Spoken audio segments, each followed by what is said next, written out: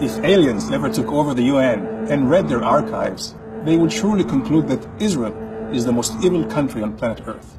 North Korea and Pakistan would be seen as good vacation spots.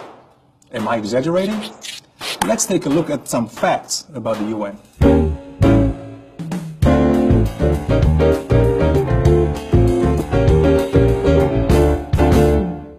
There are 193 members in the UN. Less than half of them are free countries. Many of them are perpetrators of the worst crimes of our time. So how is it that while hundreds of thousands are being detained and victimized in North Korea, Christians are persecuted in Iraq, women are subjugated in Saudi Arabia, homosexuals are executed in Iran, and civilians, including thousands of children, are gassed to death in Syria? How is it that 85% of the resolutions against countries passed in the UN General Assembly are against Israel, the only real democracy in the Middle East with equal rights, an independent judicial system, and a vibrant free press?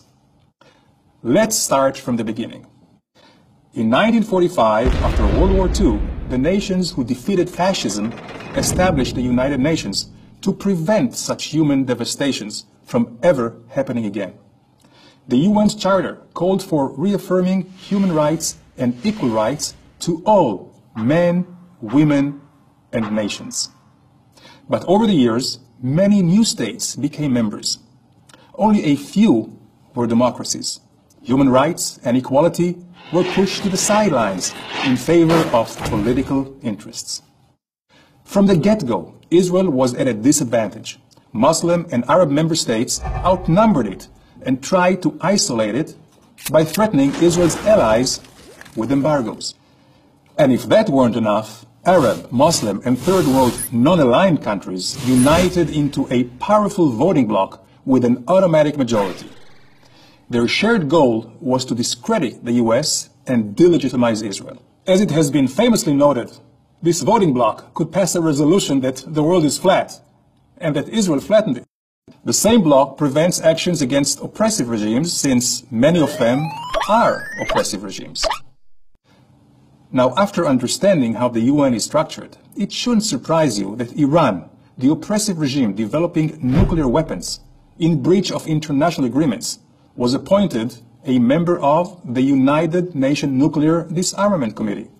This is a country that has threatened to destroy a fellow UN member, Israel. If that isn't enough irony for you, wait.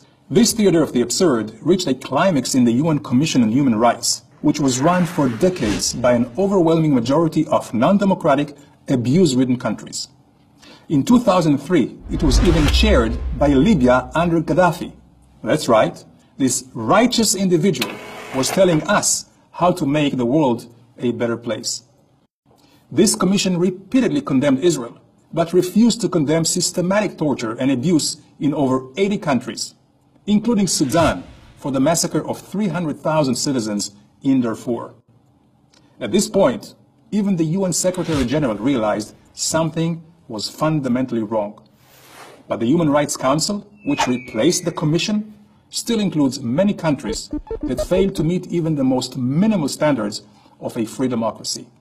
They have placed Israel on its permanent human rights agenda. Israel, which has equal rights for all its citizens, minority rights, civil liberties, and a growing population of Jews, Christians, and Muslims. I served in the UN from 1993 to 1997 and saw firsthand the hypocrisy and cynicism of the political interests that have taken over the United Nations. I have watched dictators applauded, murder and terrorism ignored, and human rights turned into a travesty. After understanding how the UN really operates, perhaps the idea of aliens taking over doesn't sound that bad.